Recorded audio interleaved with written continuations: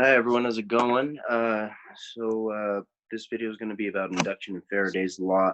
I'm going to split this up into two videos. So this one we're just going to talk about the fundamentals of Faraday's law and Lenz's law, and then on the next video we'll talk about torque and solenoids and things like that.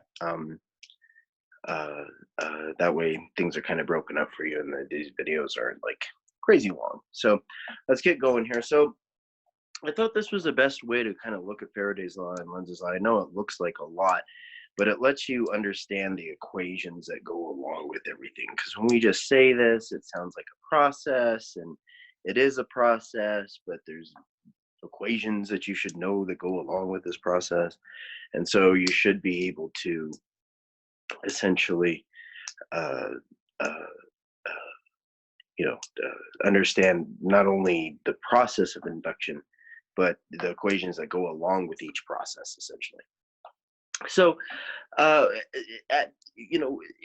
we've been talking about in class and everything, induction, first of all, is kind of creating, inducing an electric field from a magnetic field, but also, and we'll get more into detail with this. We have been talking about it in class, but we'll definitely get a lot more detail into how an electric field, a changing electric field, can induce a magnetic field. So, and then we'll essentially get to the point where we're going to let you know that they're the same thing. Like electric fields and the magnetic fields are one and the same. And so that whole idea, in order to get to that idea, it comes from this idea of induction and Faraday's law. Faraday's law really tells us a lot. Lenz's laws kind of pairs along with Faraday's law, but it's Faraday's law that's telling us a lot. So how does induction work? Well, and we're going to look at a few examples here. I have a few examples to look at. We may be going back and forth to them even now, but we'll be looking at a few things here as we work through what we're about to talk about here. So be original, right?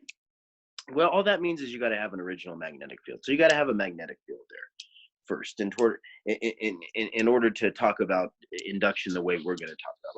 Like I said, this can actually happen both ways, and that's something that you should understand. But the way we're going to go about and explain it, we're going to talk about some original magnetic field, and the type of induction we're talking about is induction inside of a conductor, really. So that's also why we're talking about it the way that we're talking about, because again, you in your head at the end of the day should understand induction can happen either way. From electric fields can induce B fields can induce electric fields, and I kind of talk about it here at the end of this process, but that's what we should understand. But this is really, I guess, induction in a conductor. So in order to have induction in a conductor, induce an electric field from a magnetic field. If it's a magnetic field, we're putting this conductor in, right? We got to kind of do a few things. So you want to start with an original magnetic field. The source of that magnetic field we don't talk about, but it can be anything. We are talking about uniform magnetic field. Well, not necessarily, actually. We don't talk about them uniform necessarily, but the point is that these sorts of magnetic fields we don't probably get into, but typically they're magnets, okay? And they're either magnets that have a uniform, there we go, that's a better way to say it. They're either magnets that have a uniform magnetic field just associated with them, or they're magnets where we can kind of play with it. We can change their magnetic field, and we've talked about that in the past chapters, how we can create magnets out of wires once we send current through them. So if we play through the current in a wire, we're going to play with the magnetic field, the type of the magnetic field, like we're turning that wire into a magnet. So the magnetic field is associated with the magnet. So we're essentially turning that wire or solenoid into. So anyway, it can happen both ways, and that's the thing you need to understand. But you have some original magnetic fields, and field that's already there, whether it's changing or it's uniform. And then you have to add a conductor. And again, this is kind of putting everything together that you've learned up to this point in the chapter. So when we say you got to add a conductor, why is a conductor? Like, what the frick is the point of that? Well, remember, conductors, there's a special property about conductors that we know. And that property is that they have delocalized electrons, essentially. They have electrons that aren't nailed down to a particular nucleus, essentially.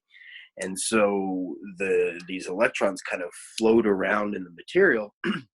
Their motion is random until we put some sort of net force on those particles, but they are moving around and not necessarily deal. That's why we're able to push on them. So don't forget that. We learned this in past chapters. This is something we talked about already. And so when we add a conductor, right, that conductor has a certain area to it. It's going to have a certain, if it's a certain shape, that shape's going to have an area. If that conductor has a certain shape to it, it's going to have an area. And so when that area interacts with this magnetic field, that's what we call flux, right? Because flux is just a certain amount of field lines, in this case, magnetic field lines in a certain area. And that's what the first part of this process up here is telling us. So when we look at the top left here with the B original, right, it's telling us that we have this B original, we add a conductor, right? We add a conductor. That's what this part is saying right here, right? And then we get this flux, right? If you see, so this top left, it says B org. It looks like Borg from Star Trek. I don't know if you guys watch Star Trek. I love Star Trek. Anyway, every time I see that, I think of Star Trek. But that means B original. That's how you're going to see it written. And so you start with some B original, right? And then you add a conductor. And once you add a conductor, you have flux, because you have this magnetic field in a specific area, which is what we're saying, right? And the angle matters. It does matter, but when we associate that angle, at the end of the day, if you're trying to find the component, and that's what those two equations right there with flux are trying to tell you, that you're either looking for the perpendicular component of V to the component of the area, or you're looking for the perpendicular component of area to the magnetic field. And those are both vectors, right? I should be saying the perpendicular magnetic field vector to the area vector, and vice versa. So just keep that in mind. So that's why I just have those equations written there, because again, this is a process, but there's equations associated with this process. And then once we start to move the conductor, we can do a few things, right? Because a change in flux, and that's what I'm talking about. So as we move our way to the right there on the top, from B original all the way moving to the right, I say start to move conductor. Do you see that? Well, there's a few things right below it too, written in red. So those are also important. So it's one of those three things that you can do that's going to get you this change in flux. Okay, so you can start to move the conductor. You can change the area of the conductor. Right, so that's essentially those first two things, start to move conductor, change the area of the conductor. Those are essentially the same thing. Okay, either you can move the conductor, like start to wave it around in the magnetic field, or you can, like, if it's stretchy, you can stretch the conductor and then right, you can change the shape of the conductor, and as you change the shape of the conductor, essentially you are changing the flux, because you're changing the area that you are essentially the magnetic field's associated with.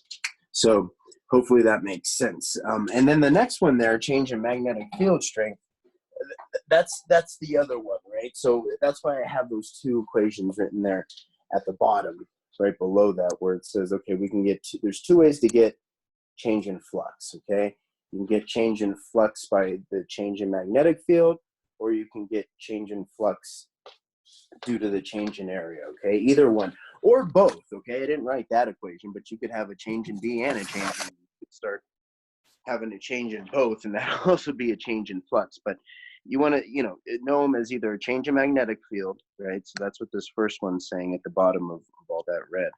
And then the second one, the change in flux right next to it, is saying a change in area, okay? But again, you can also have change in flux that's going to be equal to change in B and A, all right? It can be both of them, all right? That's just saying one.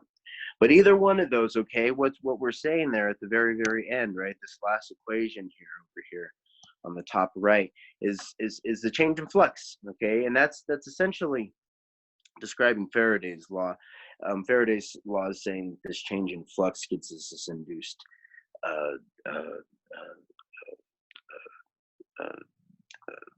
potential, but this is essentially the beginning of it to understand. So we get this change in flux, and keep in mind that change in flux comes from either a change in the magnetic field.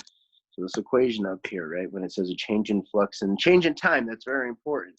This is delta t down here. Okay, it's not just t, it's delta t. So keep that in mind. It's based off, you know, the change in time too, because this can vary. We'll get into that as we work through here. But the change in flux, again, that top part can either be the change in B times A, or the change in A times B. Okay, either one of those equations here, right, can essentially pop in right there. Okay. So when we get a change in flux, okay, that change in flux is going to cause a force. Okay, so if we now go to the middle section here and start on the left, right, we can see the change in flux equation. Again, it's right here, right? It's the change in flux equation, which is the change in delta flux over delta t, right? And so we can see that based off what's going on, okay, based off what's going on, because it really does matter. If we're changing the area or moving the conductor in the magnetic field, then the force that those loose particles, those delocalized electrons feel, is going to be the magnetic force, and that's what this is essentially saying right here. It says on a charge in a conductor moving in a B field, it's right next to the FB equation, because that's what we're saying. So the magnetic force, that magnetic force, the QV cross B, that's the magnetic force that's going to act on a charge in a conductor if you're moving the conductor in a magnetic field. Okay, but it's different if you're changing the magnetic field strength.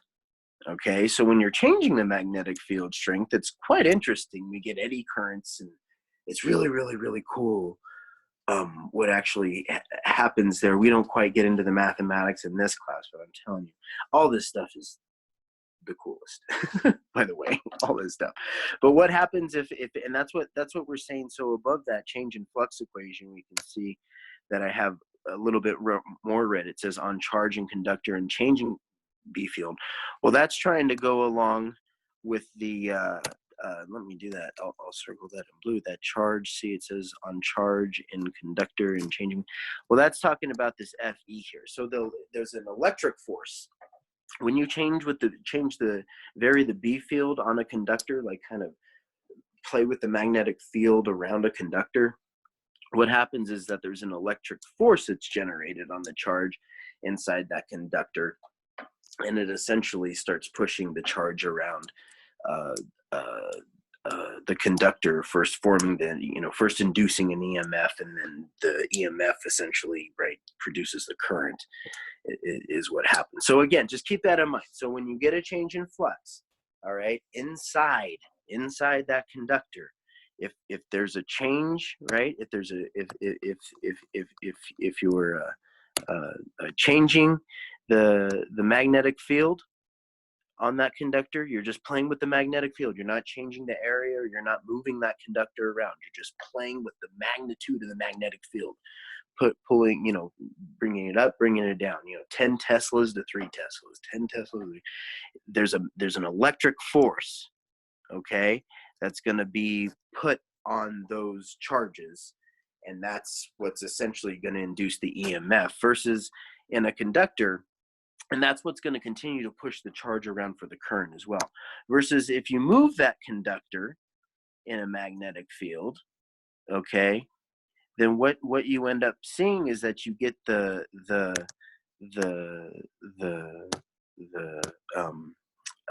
magnetic force is the thing that ends up acting on those charges, and they're inducing the EMF, and then essentially pushing the current around.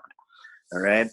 So when either one of those forces are applied to the loose charge in the conductor, you get this, and that's what's in the center there, that E induced right there. That's what that is. Okay, it's we get an induced EMF. Okay, so a change in flux gets us an induced EMF. That's Faraday's law. That's what that's telling us. Okay, and that essentially, the equation for Faraday's law is right there. We're going to talk about it, but right there in the center, see that E induced right there? So a change in flux gets us an E induced. That's what that blue arrow is trying. That's what those arrows are trying to show you in this diagram. Okay, this gives us this. So we said at the beginning that a B original, right, when we add a conductor to it, it essentially gives us flux because a conductor has area because it has a shape.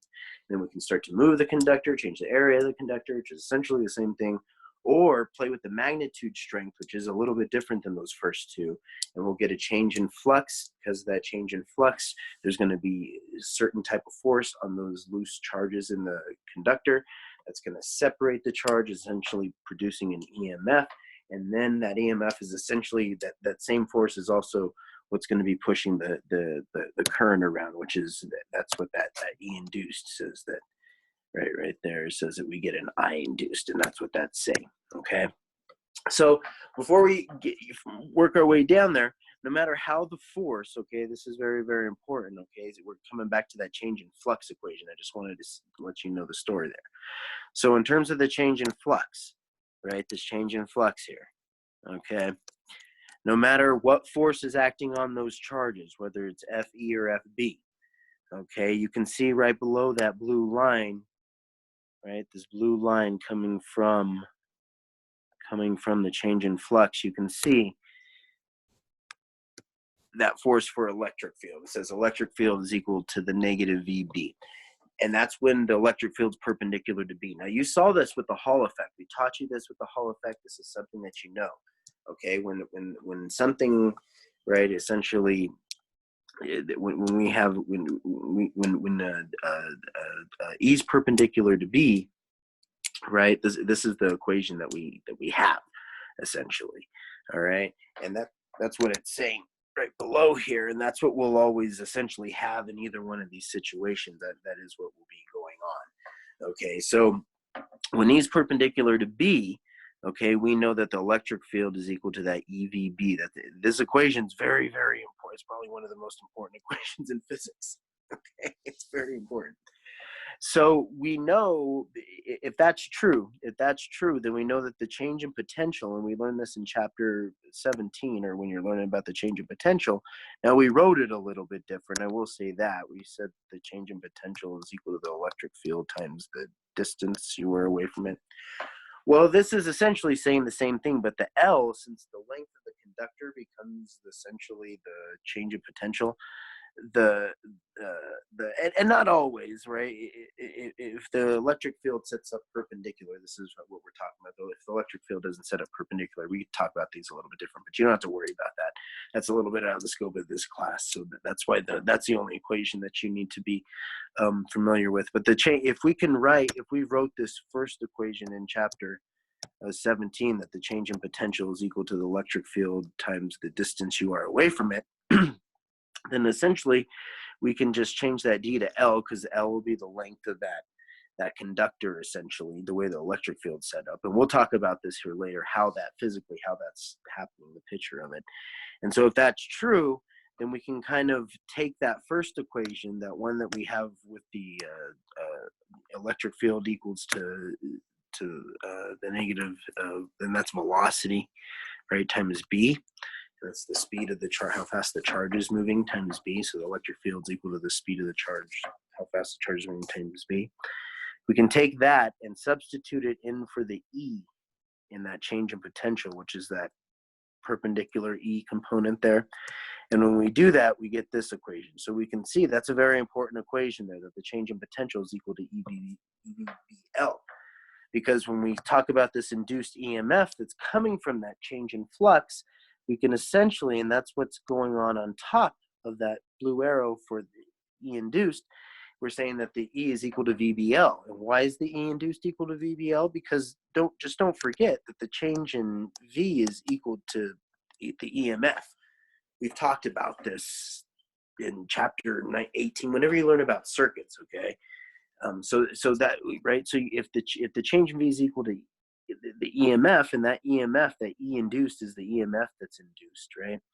Then we can essentially write that first equation up there, that E is equal to VBL. Okay, but remember where it's coming from. Okay, it's coming from, right, how we got it.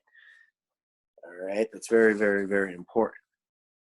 Okay, and then yes, if we wanted to really look at this, because based off how we derive that equation, if we really want to look at this EMF equation, you know, better, we could say that it's the perpendicular component of VB, but we don't go there so much in this class. But know it, you should know it, and if we do ask you a question, you should know it, and that's times the change in L there.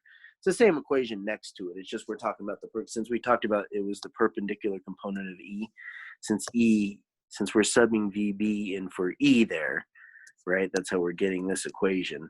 That's why that's essentially still the perpendicular component of that value, because it was where we got it. We got, right, E was equal to VB.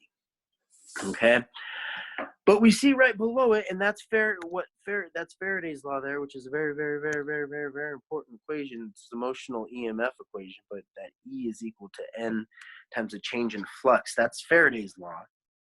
Okay, and that's just a very, very important equation that we're going to be using, because that's the equation that talks about the induced EMF, okay, coming from the change in flux. The N in there is how many turns. So all these conductors, if they're not a hoop, they're not a hoop. But essentially, we can make solenoids. Just don't forget that. And solenoids have multiple turns. I talk about this in a different video. So if it has more than one turn in it, right? If the current's making more than one, like if it's just circulating in one path, like it's not circulating, kind of going through multiple turns, and then that N's going to just equal 1. But we'll tell you when the question ends this much, or we might have you solve for N but give you everything else, okay? But that's a very, very important equation, okay? And that E, right, that induced EMF, right, gets us an induced I. We get an induced current from that, and that's what the N there is saying, that I induced, okay? So that E induced, right, we get a change in flux. That change in flux gets us an E induced. That's what this equation's telling us. That's Faraday's law. And that induced EMF gets us an induced current. Okay, that's very, very, very, very important to understand. Okay, so here, right there, right on the next step. So I should have, that might have helped, but maybe this third line. If this is the third line, this is the second. This would be the second line here. This is the first line. Probably should have did that at the beginning. But for the third line there, right, I start with the I induced, right? I didn't just leave that over there because there's some more detail we have to talk about. So that I induced has some equations associated with it. And as you learned in the last chapter, that anytime you have a current, right, if there's a current, that current has its own magnetic field. So if when we say that I is induced, when we say I induced there, well, then what we're saying is if you got an induced I, then you got an induced B. You have to, okay? Because that magnetic field's always associated with the current, right? Because when there's a current, the spin aligns with those electrons, and spin's talking about magnetic field. We talked about this in another video, okay? So when you have current, right, when you get an induced current, we can essentially, now, right, we're saying in an ideal conductor here, we're being very nice here, because Ohm's law breaks down. Don't get me started there. But we start with, one thing that we know is we always start with, in order to describe the current, we can describe it in terms of Ohm's law here, since it's an ideal conductor. And so, like we said above, right, I told you that the change in potential is equal to E, right? That was important to understand above. Well, we know E induced would be equal to V, is equal to the change in V. So that can be true for Ohm's law too. So then we write Ohm's law in terms of E induced, right? So then we say, okay, well then the E induced can be equal to the current times R. And again, it's just because we're subbing E, right? We're subbing E into the potential equation, and then once we do that, we get I induced, okay? And again, that's I times R, right? That's an equation that you should be very, very, very, very, very, very familiar with, okay? And so if you want to solve an equation for that I induced, you can go ahead and solve that equation for I, and that's what that next equation is telling you. So that's essentially how we get the equation for current, right, where I is equal to E induced over R. And then you just have to remember what we said above. We said that E induced is equal to VBL. We said that up here on line 2 on the far right, in terms of E induced. We said that E is equal to VBL. And so we gotta remember that here, because that's where this current's coming from. And so the E induced is equal to that motion, right? That motional EMF. And so we can essentially write that current equation in terms of the induced EMF. Okay, and that's what this is. Okay, so that's the current equation for the induced EMF. I is equal to VBL. Okay, and so it's another very, very important equation. But again, I'm showing you the equations that go along with this process. Okay, and then once you have this B induced, we've shown you from Ampere's law, and that's not what I have a video for that, so we don't have to do that. But this current, if we have this current, and this current gives us a B induced, right? And this B induced is, if it's based off of a current in a wire, or really any, right? Ohm's law works in a lot of different ways. Ohm's law, you can write an equation for that magnetic field using Ohm's law, okay?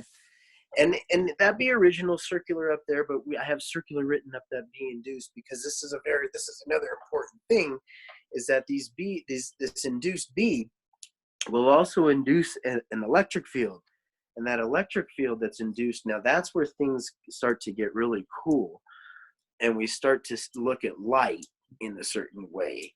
But that circular induced B produces a circular electric field, essentially. It circulates like the magnetic field circulates. That electric field, it's really cool, and we'll get into details of that. That's not the point of this video, but it is there.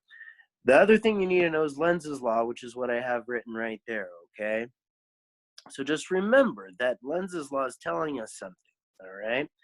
Lenz's law is saying that if there's an increase in flux, and we're going to talk about this and do examples of this over and over, if there's an increase in flux, okay, then the B induced, that's what this is talking about right here, the B induced, okay, is going to be the opposite direction of the B original, okay, is the opposite direction, and maybe I should have read, right, of B original, okay, that's important, okay.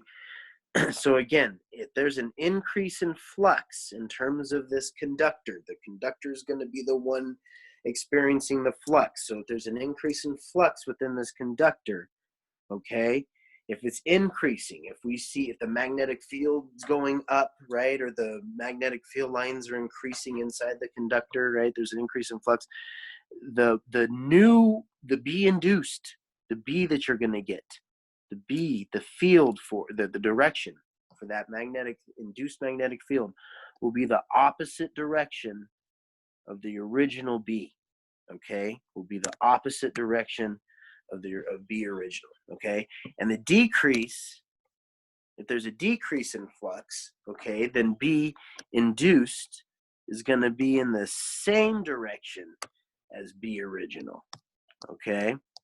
So just remember that, all right, because that's Lenz's law there, all right. So this is describing Lenz's law, all right, in terms of B induced and B original. We're going to use it, okay.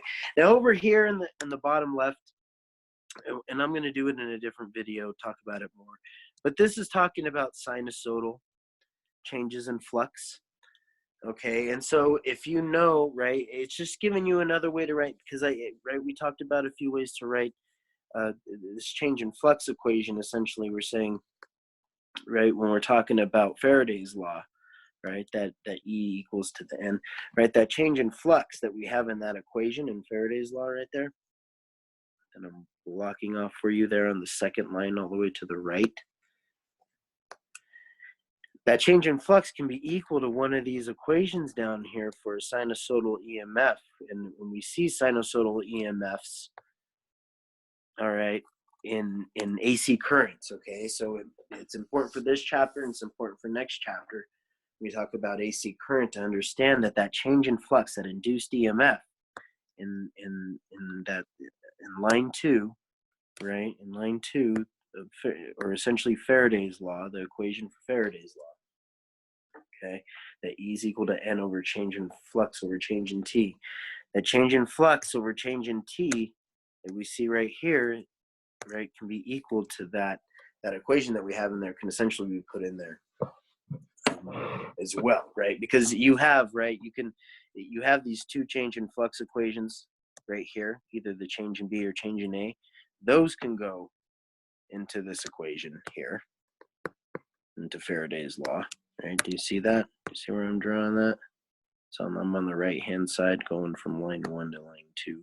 Okay, but that change in flux there can go into that equation mathematically. Or these, if it's sinusoidal, these change in flux equations, the omega, right? Where that, right, make sure that you understand that knot, that flux knot in there,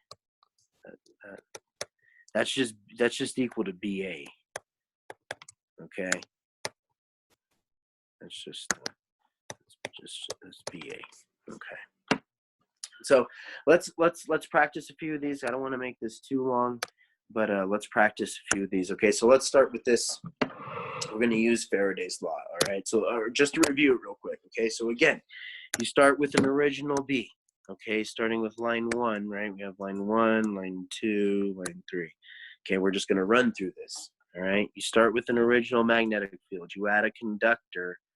Okay, you add a conductor, and that once you add a conductor, that conductor has an area, you get flux. Okay, once you start to move that conductor, right, or you start to change the area or change the magnetic field strength in that conductor, you're going to get a change in flux.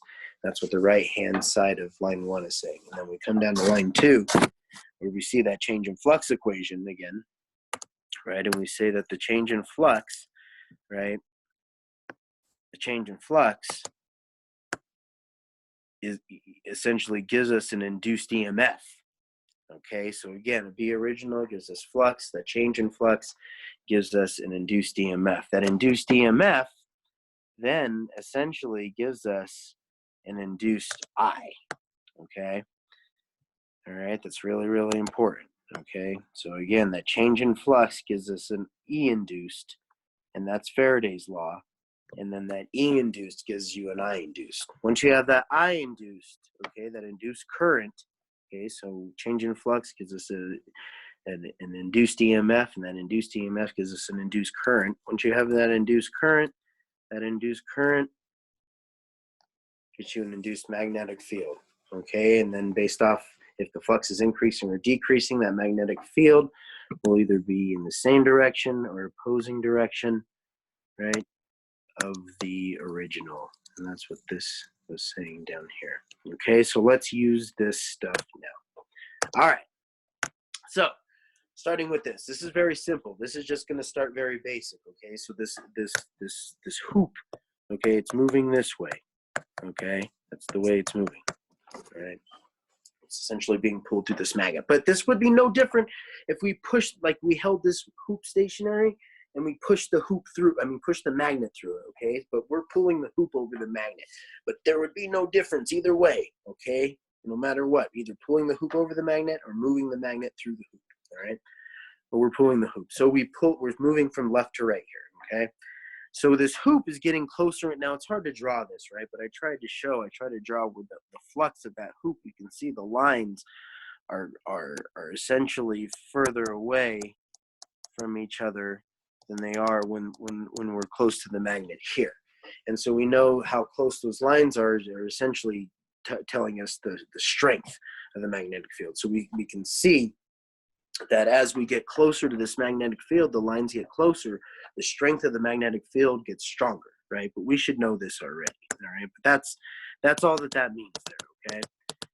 All right, you should be able to read that though. So the hoop is essentially moving from a place of weak magnetic field, or as it gets closer to this magnetic field, the magnetic field that's going through the center of the hoop, or the flux through the hoop, the magnetic field strength is increasing, right? But the hoop's moving, all right? It's the hoop moving.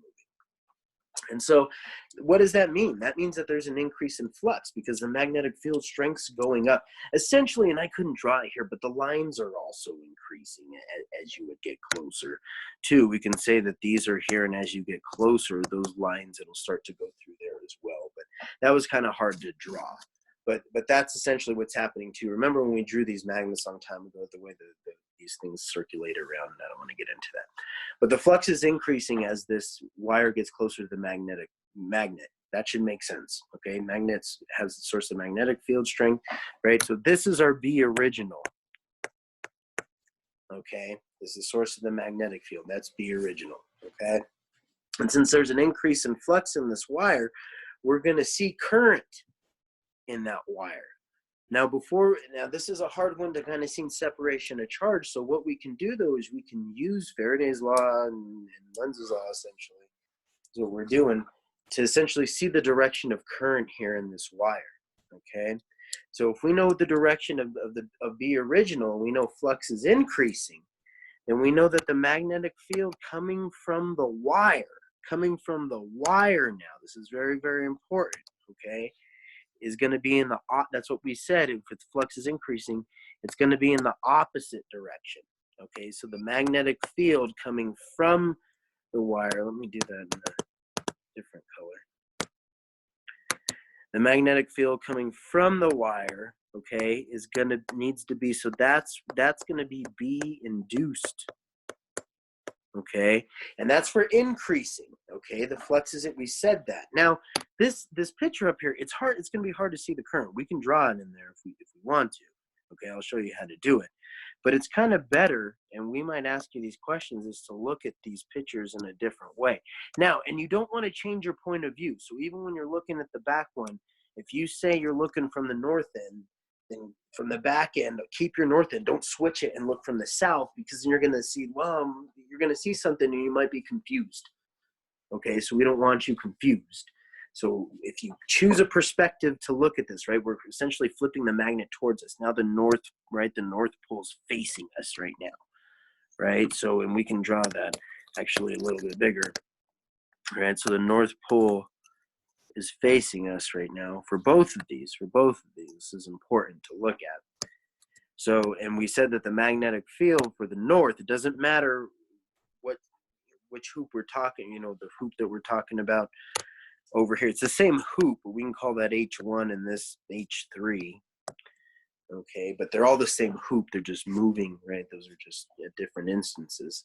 Or maybe we can call this hoop initial and hoop HF, hoop final, over here on the right. Okay, but so no matter which one we're talking about, we want to keep our perspective, right? So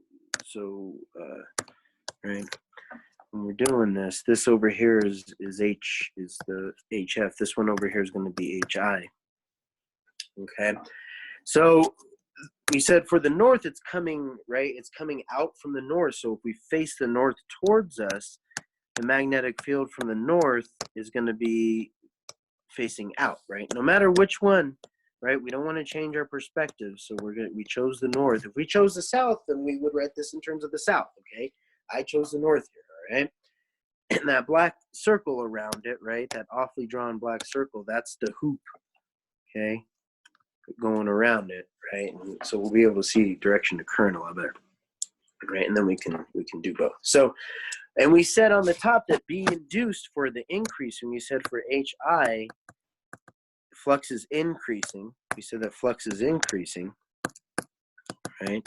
So that means that the induced magnetic field on the inside of the hoop, right, the one that's interacting with the B original in terms of flux, is going to be essentially going in, is what we said.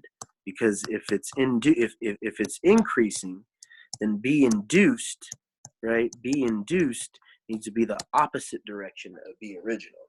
Okay, so what we can do is we can use the right hand rule that we were given and say, okay, well, if we know B induced, if we want to know current direction in this hoop, at what direction current's going to be induced, and we can put our thumb in the direction of B induced, which is into the board, okay? And again, we know this because flux is increasing on this side, okay? Flux is increasing. That's what we said there, okay? It's increasing.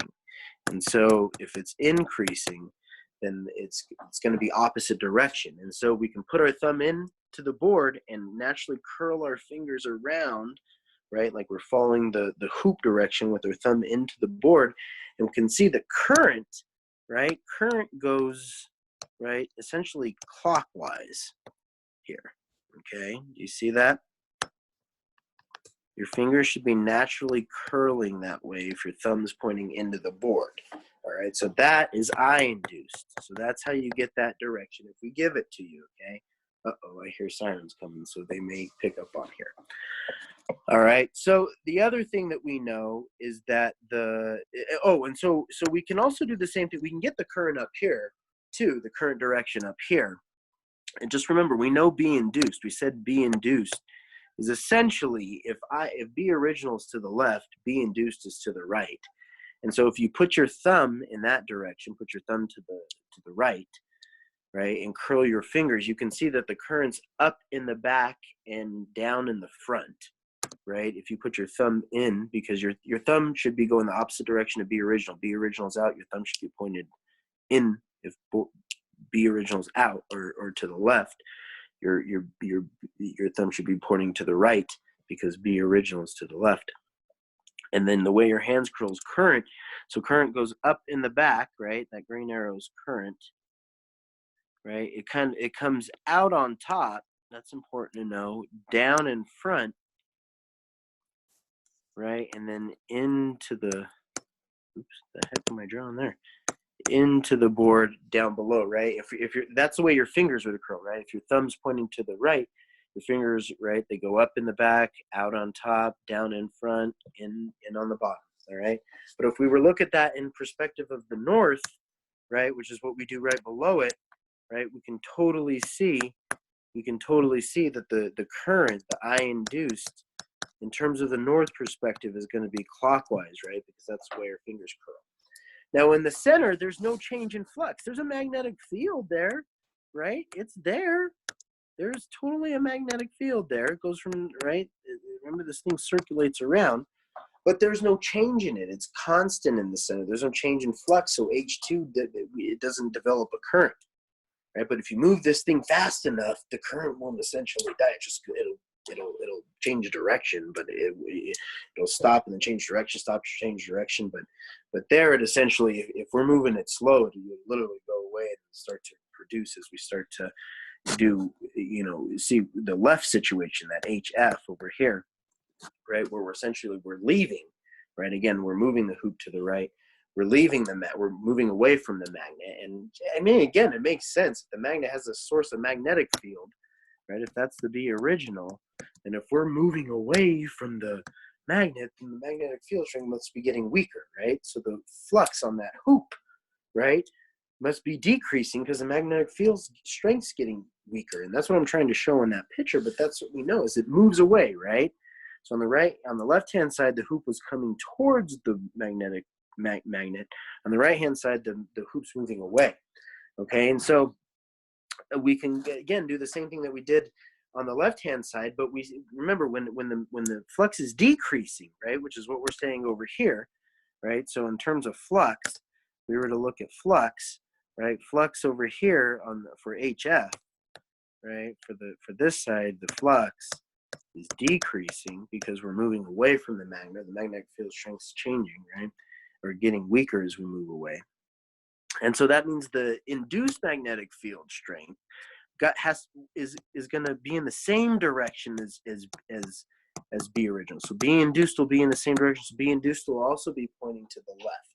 Okay, again, because it's decreasing, because the flux is decreasing. That's why the change in flux essentially. remember, it's not just the flux, it's a change in flux. I should be saying that. All right, so the change in flux is increasing for HI, and the change in flux is decreasing for HF, okay? So the B original being the same. So if we're looking on the in the north side, the B direction is no different for the south than it is to the north, right? If we were to look at this, it's coming in the south, right? Essentially, it would be pointing at us. If we were facing the south, it would be pointing at us, right? And so we know that the B original should be in the same direction over there, so it should also be in this direction. And again, we can see it's if B induced was this way over on this side, right? We can see B induced is going to be this way for HF, right? They're in opposite directions. And so this picture, if you're confused, this picture still works out because they're still in opposite directions. So we can put our thumb facing us, right, and curl our fingers around this hoop to see direction of current. And if your thumb's pointing out at you, and again, they're the same direction because the B original and B induced are in the same direction because the flux is decreasing. So your fingers curl to the left naturally if your thumb's pointing out at you. And so the current, right, the I induced is going to be counterclockwise, we see here. In terms of the north, okay, that's why it's important to say, okay, like looking from the north end of this magnet. Because if we were looking from the south end, things change a little bit, okay? So that's what's important here. And again, we can do the same thing we did on the left-hand side. We can also put our thumb in the same direction on the top picture. We can also put our thumb in the same direction as B original, because we know B induced, right, is going to be in that same direction. It's going to be pointing to the left, just like the original. And when we curl our fingers around the hoop, we see that the current goes up in the front, right, goes in on top, goes down and back, right, and then comes out on the bottom. Okay, that's the way your fingers curl. If your thumbs pointing to the left, your fingers curl. They go in on top, down and back, out in front, up, or down on the bottom, or coming out on the bottom and then up in front, right? Okay, so that's how we use this thing. So now let's practice this a little bit more. All right, and in terms of getting some equations. So this hoop is moving this way. Okay, again, we're just moving it to the right. All right, we're just pulling it through. Now I showed you where this magnetic field is. It's nowhere else. So there's like some round magnet. It's just moving. It's just sitting here. Essentially, we're holding the south end, and the north end is on the opposite side of your screen. Okay. Oh, I'm sorry. We're holding the north end. The south end's on the opposite side of the screen. I'm sorry. Not that matters, but you should be able to recognize it. So, right, if we call this V1, V2, again, these are the same box, but that'll help us relate to these a little bit more. For V1, right, for the first situation, right, the wire, that's a wire hoop, right? It's square, but it's a wire hoop.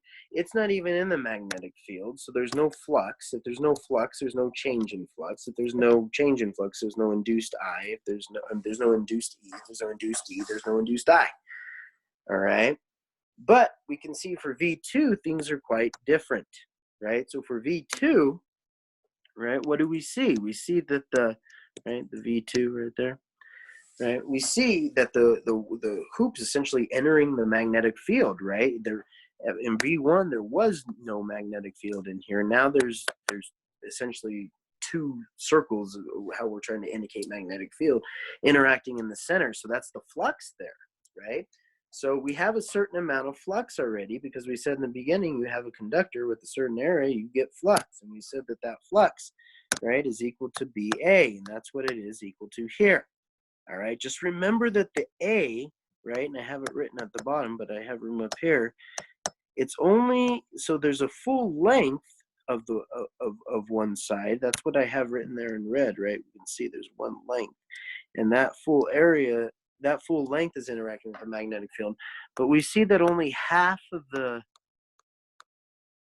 L on the bottom is interacting. So we got to make sure that the area, that's still getting this area, it's meters times meters, but it's not the full length. You don't want to do L times L here, right? You probably want to, like in this case, it would be L times half L, or L over 2, essentially. Okay, but you want to make sure that you're using the right area inside this equation. Okay, and then we know that essentially, right, when we started in this position and then got to V2, we went to V2, V1, we didn't have a magnetic field. Now we have when the flux is increasing, right? So there's a change in flux, right?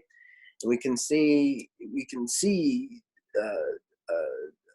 or we know, we talked about this already in the beginning, right? That a change in flux, right? The few things that a change in flux are equal to, but essentially the change in flux produces an EMF, right? That's equal to VBL, right? If we look at line 2, right? That's what we're saying, the change in flux, and that's what we said over here with the induced EMF. So if we know that to be true, we can go ahead and write here that the change in flux, right, is essentially equal to that to BLV. Now I showed you how to derive it in the beginning there, so we know that it's equal to that. And we also want to make sure that we write in there that it's increasing. Okay, there's an increase in flux here, and the value of it will be equal to the magnetic field times the length there.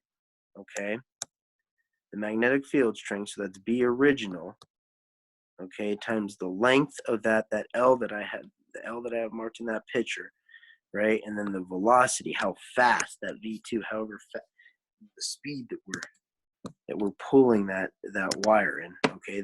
That's the values that you use in terms of getting the change in flux there in terms of the value, all right?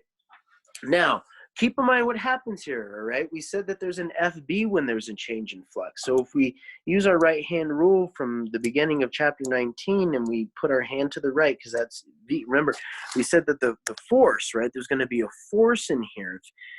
Remember, we said if the conductor's moving, we said at the beginning, if the conductor's moving, then the force inside the hoop, right, that causes the current in the EMF is going to be equal to FB. Let me write that in a different color.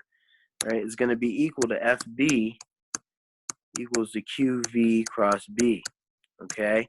We said that in the beginning, okay? And that's the force that essentially, right, is pushing things around here. So we can get how the EMF, right, the change in flux is causing this FB, essentially, so we can get the separation. We can see how the EMF or the electric field sets up in the direction of current here, just by doing that FB equals QVB right-hand rule here. So for V2, again, we said this thing's moving from left to right, so we can put our hand to the right, if we're following FB. B original's in, remember, this is B original in this equation. That's what we wrote there, right? If not, I'll write it in red, because that's B original, that equation. So that's the one we use for the right-hand rule over here. This is also in the, I guess I probably should have wrote it more over here, that's B original in there. Okay, so just make sure that you know, that's you should know that. And so hand to the right, palm should be facing towards the screen, curl your fingers, and V cross B is up. So right, so FB, if we flip our fingers, FB is down. And so then it's essentially, right, we're saying that the negative charge is going to be pushed towards the bottom.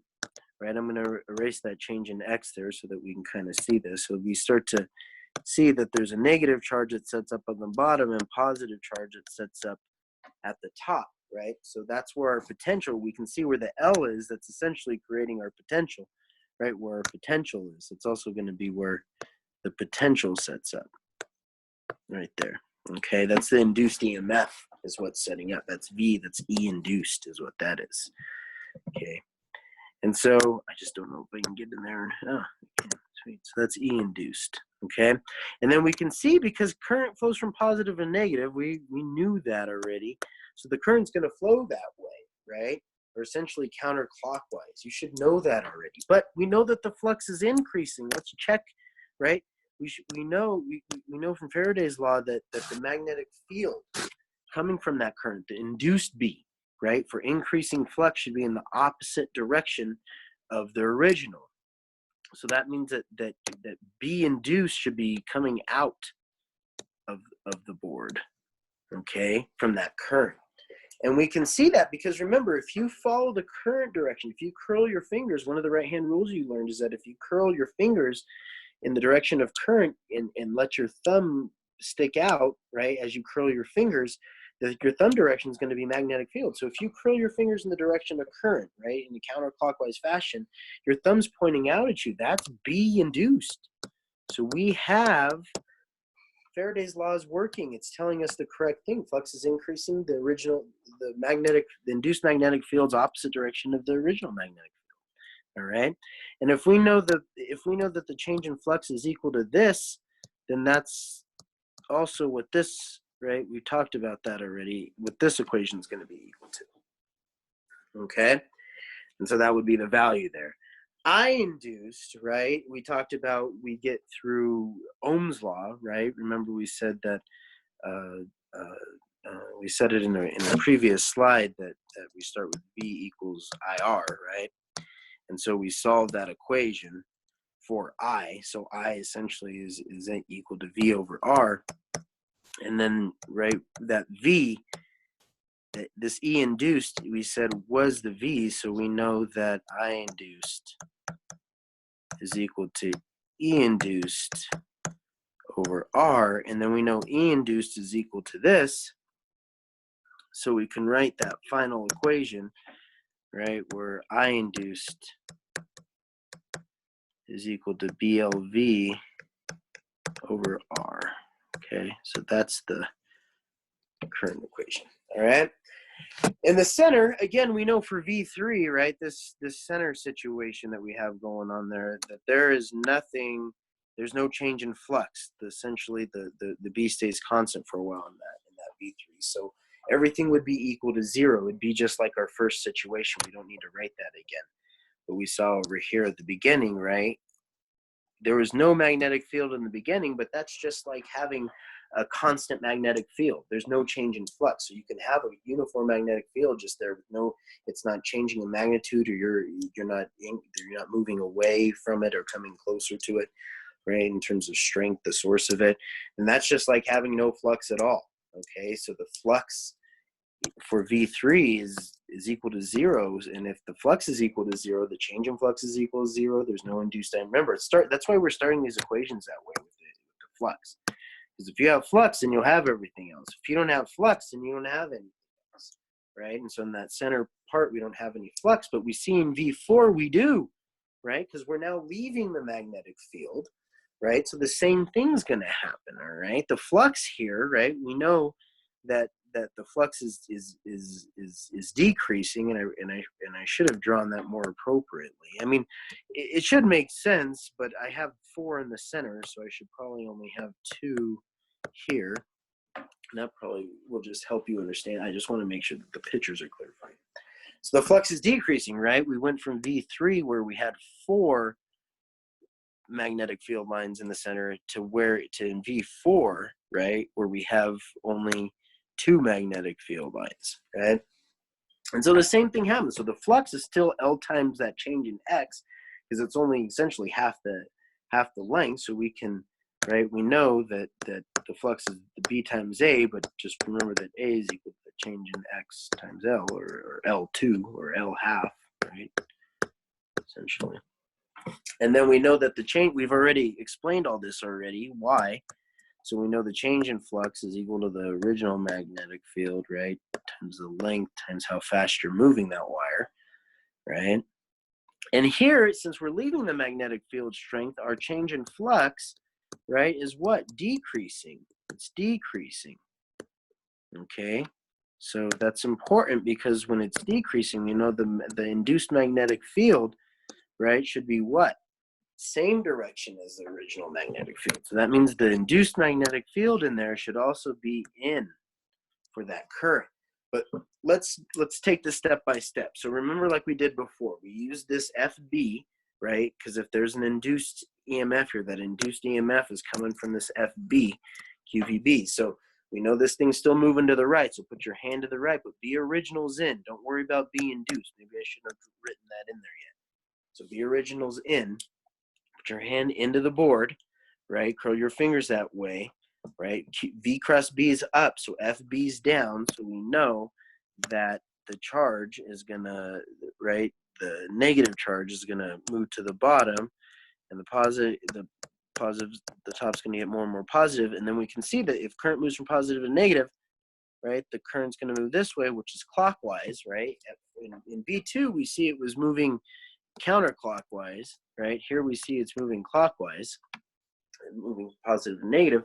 And again, now if we follow that current direction with our fingers, use our right hand rule, and let our thumb kind of stick out from our hand, and then curl our fingers around and see where our thumb points. Our thumb should be pointing in. That's the induced magnetic field direction. That's B induced, and that should be true in terms of Faraday's law, because we have a decrease in flux. If we have a decrease in flux, the induced magnetic field should be in the same direction, okay? And then, again, we've talked about this already, but E induced, right, the potential that gets set up there, which is essentially the same place that, right, the length is, right? We see that the potential is going to be also equal to that, right? And then I induced, for the same reason, I don't need to derive it again, but we know I induced is essentially going to be, right, equal to E induced over R, which is essentially gonna tell us that E induced is equal to B L V over R. Okay, so that's how you use Faraday's law and Lenz's law there. Now let's do one more. Okay, this should be fairly simple and straightforward. So let's just kind of bring everything together here. All right, so this initial up here in situation 1 versus situation 2, the rod's just standing still. Okay, and then we push the rod to the right. I know all these are moving to the right, but that doesn't matter. Okay, so we push the right. Original V was 0, and then in 2 we gave the rod some acceleration. We pushed it to the right. Okay, and so pushing that rod to the right, we know that there's going to be an induced EMF in that rod because it's moving, and we know since it's the rod that's moving, it's not the change in magnetic field, right? Because if we're changing the magnetic field, if the rod's just sitting there, and then we just start playing with the strength of that B original, there's also going to be a change in flux then. But the FB inside that rod will be from FE. It'll be from electric force, not FB. So in this case, if the rod's moving, just like last time, the hoop was moving, right? We had an FB was equal to QVB. So right? So that's essentially what the first equation is asking. Or the first question here is saying, what's FB in the rod? Right? So we've already talked about that in the last question, that we know that it's equal to this, or right, we say QV cross B, but essentially it's just QVB that crosses there, but that's the right hand rule. Right? So when we do that right hand rule, remember V's moving. If we want to see the E induced, right, we want to see what that FB in the rod's actually doing, right? We want to follow that right hand rule. And remember, the reason why we know to already do this, we said that it wasn't moving. Now we're moving it to the right. So there should be an FB. We know we can all automatically do these things, okay? Because it's moving. So put your hand to the right. And again, the conductor has free electrons in it. Those are the electrons that are filling this FB. Curl your fingers in because B original is into the board. And so V cross B is up and FB is down. So that means that the negative charge is going to move down, right? And the positive, right at the top, will just get more and more positive as the negative charge moves down. And there we have, right there, our induced EMF, right? It's right there, right? That's equal to the potential, but that's what that is, right? The change in potential, I should have written, right? So the induced EMF is coming from that QVB. Just right, maybe we should detail that FB equation, because that would be the value. You would have all, let's say in these equations you have all your numbers. You just have to essentially put your equations together for these. That would be, you would just multiply, right? Q would be electron and B, right? Well, you could do both. You could do FB on both charges. FB on the electron is really, so Q would be electron, V would be the speed that you're moving, that you push the rod at, and B original is the strength of the original magnetic field.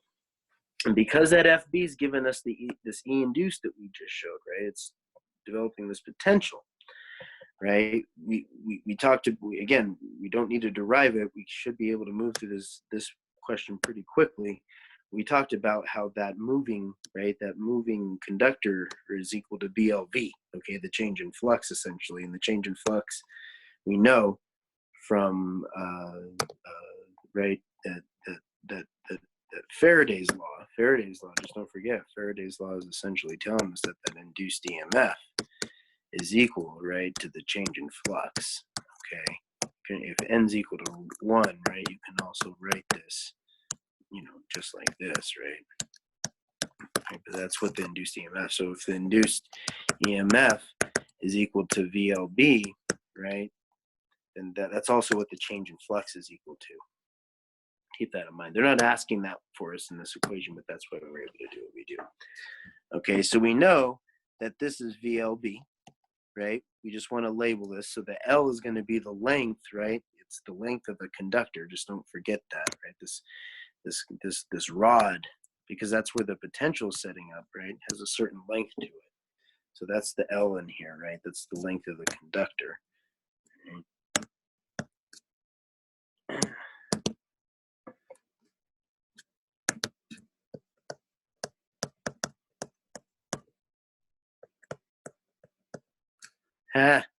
You don't need me to write all that. Just, you know what L is, okay? This L here, okay, is the length of the conductor, okay? And then B is B original, okay? Because that's the thing that's causing the induced EMF there, all right? So that's that equation. That's how you get that value, right? We see where it's at, right? There's not much to do. You just remember that right-hand rule, right? FB gave us that E induced, right? And again, we have potential anytime there's separation of charge, right? And so that's the E induced. And we've been saying over and over that if we have an E induced, right, then what does that mean? What does that mean? Then we have a what? I induced, right? Because this thing's going to just cause a current to start to flow around, right? So, right, let's first get the direction. Now we can see this current's going to flow positive to negative, right? So hopefully this current moves this way, but we should check it using Lenz's law. Using Lenz's law, right? Because that was first Faraday's law that we just talked about. That was the change. Remember, this came from the change in flux. And let me ask you this. Maybe this is an important thing to make sure that you know. Where's the change in flux coming from? Well, you should see that up here we have a certain area, right? This is A. You could say that this is A initial, right? Well, look at the area down here now, right? It's increased. Look at how many magnetic, right? And this thing's moved, right, to the right. So the area in here is increased. So if we're remember I said it can be a change in area, right? We can actually see, and maybe we should write that here. I didn't ask for that, but you know, it's important to know that, hey, you know, where's the change in flux directly coming from? Well, we know that the change in flux can be equal to the change in B or change in A. Here it's equal to the change in A. Okay, so when you put it in that equation, that's what you would put in that equation, right? Is B changing, because it's the A that's changing here, not the B. Okay, B staying constant, but the A inside's changing, all right? So that was kind of good to talk about. And so, right, that change in flux is giving us an I induced, right? And we can see, right, that I induced should go counterclockwise because the positive setting up on the top of this wire and the negatives on the bottom. But let's make sure, but through Lenz's law. So Lenz's law tells us that if the flux, so the flux is increasing, right? A is increasing. The area is increasing. We're going from this small area to this larger and larger area. So if area is increasing, flux is increasing. So that means the B induced should be the opposite direction of B original. So that means B induced, right, for this wire should be coming out. So let's see, put your thumb out, sticking out at you, and see which way your fingers naturally curl. Well, look at that. They follow current. They curl in the clockwise fashion. We're right. We did things right. Lenz's law is working. All right. So what's I induced? Well, we already talked about I induced a little bit, right? We know, we've talked about that. We've already talked about how it's equal to Ohm's law, right? So we already know that I induced is equal to E induced over R, right? And we know what the E induced is, right? E induced is VBL. So we essentially just have to put that in to this equation. And again, we know this from what we've talked about previously. Okay, right here, right? We said that I induced, if you look at the bottom right here, right? I induced is equal. That's the same thing for this. This is the same situation. Remember I said moving the conductor, whether you're seeing how we can move the conductor and have an increase in area. But in this example right here, this was moving the conductor, right? And the conductor was still moving, but the area wasn't getting larger. It was just how the magnetic field was interacting. But it was still from the motion of the conductor, right? The current was coming from the motion of the conductor. So this equation is still valid for this other example. So we shouldn't have to derive it. We showed you how to derive it, right? We started with Lenz's law right here in the center, right? We started with, with Lenz's law, with Ohm's law, and then we essentially derived that equation. So that is going to be the equation over here as well, right? It's going to be just VBL or VLB, right? Just make sure that you have, right, that's original.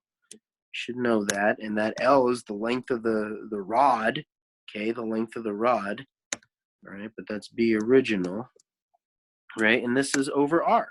And again, we've talked about this already, why. So that's the, right, it's coming from Ohm's law. That's I induced in terms of the value. We know the direction of I induced. It's counterclockwise, right? We know that. Be important to write there. So let's keep moving. We're almost done. All right. So now, right, there's a force that's developed, because essentially what starts to happen is if we're following the positive charge here, if this is the positive charge that we're following in terms of current, when the positive charge gets into the rod, it's just going to move up again. Essentially, that's what this is saying, right? And so when it moves up, right? And I don't know if I explained this in the beginning, but this is very, very important here. This FB up here, keep in mind, it becomes constant. It's very, very important, and it becomes the force becomes essentially the force on the positive charge and the negative charges in here, right? The V cross B and the VB, they become equal and opposite. Okay, so the FB inside the rod, right, it's still pushing on it. So, right, if there's a charge down here, it's going to push it up, but essentially it's equal and opposite. And so you got to keep that force equal and opposite in order to keep this current moving through this circuit constant. So this rod has to keep moving at a certain V, and that's what these equations are telling us in order to keep this, like this current equation that we just got. I just want to make sure you understand that, right here. Is that right? It's based that we got to keep that V constant. If we don't, right, then this current slows down. But if that's true, we can look at the force on the rod due to this current, right? And the force on the rod due to this current. Now we know that FB in terms of current is ILB, so that's what we got to use here, right? Now keep in mind, right? This is I now. What's I? It's I induced.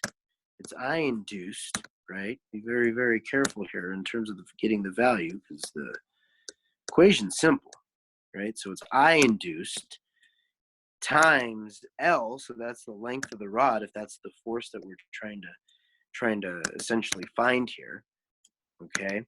And then that's B what? What is that B of? It's B what? Is it B original or B induced? It's B original. Okay, that's very, very important, because, and we talked about this not in this video, but in another video, right, about that force.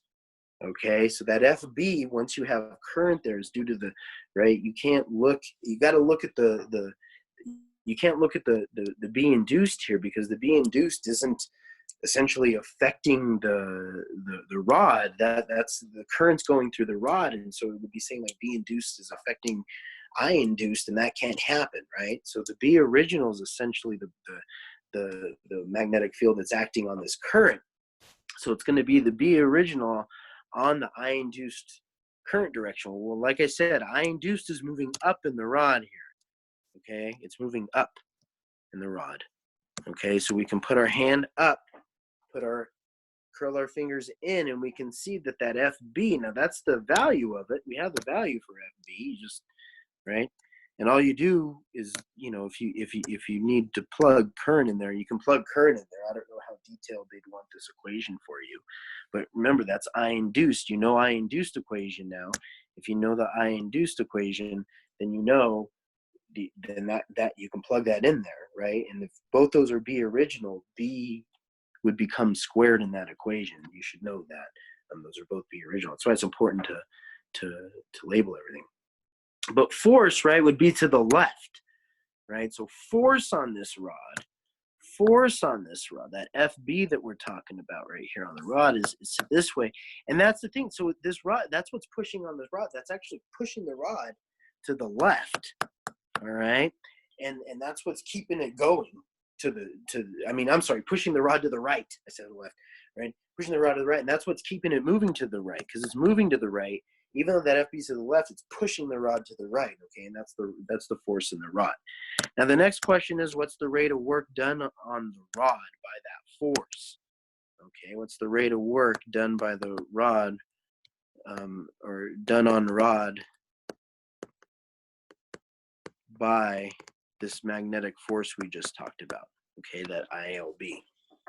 Well, the rate of, when we say the rate of work done, what is that? That's what? Power. Power is the rate of work done, okay, on the system. Okay, well, we know, right, that what's work equal to? Well, work's equal to force times displacement, right? Well, if we put that into that equation, right, force times displacement over T, well, X over T is equal to V. We know that, right? We know that. This is velocity right here. So that means essentially we can write this power equation, right? We can write this power equation in terms of F, and this would be FB. Like we said, they're asking the rate of work done on rod by FB, right? I forgot, by FB, and this is the question here, right? And this is the FB they're asking about, the question we just solved above. So this is FB times V, and V is the speed of the rod there. Okay, and we know what FB is, so the rate of work done, right? The rate of work done here is going to be that this FB equation we just solved for, which is ILB, and that's going to be times V.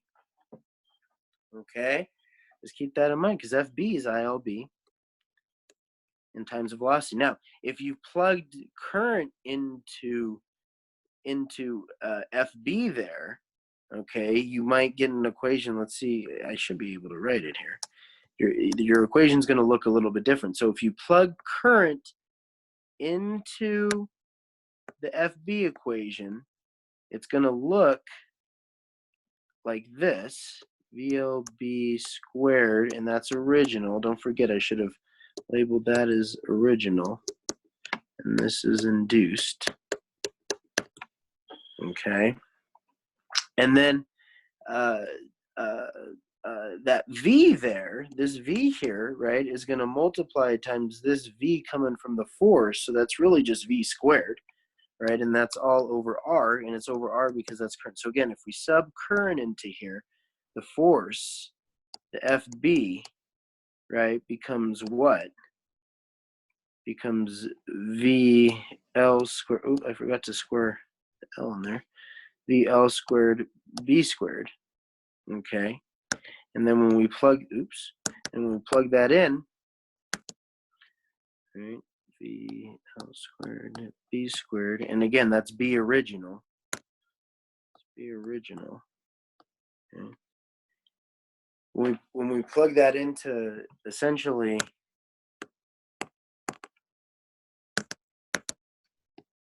here, right, we get this equation. Okay, so either one is good, but right, so it depends on how you wanna do it. Just remember to label everything up, right? So if you use the current one, that's I induced. If you use this one here, right, it's supposed to be I induced.